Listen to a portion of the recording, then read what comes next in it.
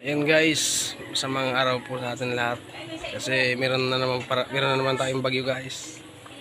Sa mga tatamaan pala ng bagyong Pipito, mag-ingat po kayo lahat. Lahat po tayo. Kasi super typhoon daw to eh. Sa mga followers ko dyan, mag-ingat kayo lagi. At sa lahat ng tatamaan ng bagyong Pipito, sana pasiguruhin yung yung buhay nyo. Yung mga malalapit sa dagat, kung pwedeng magsilikas lang kayo para iwasan lang tayo disgrasya.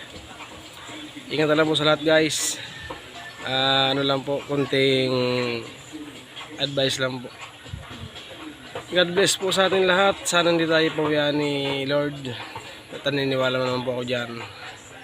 Manalangin lang po tayong lahat na sana hindi tayo masyadong magrabe ng bagyong Pipito. At yan po, ingat po, God bless po.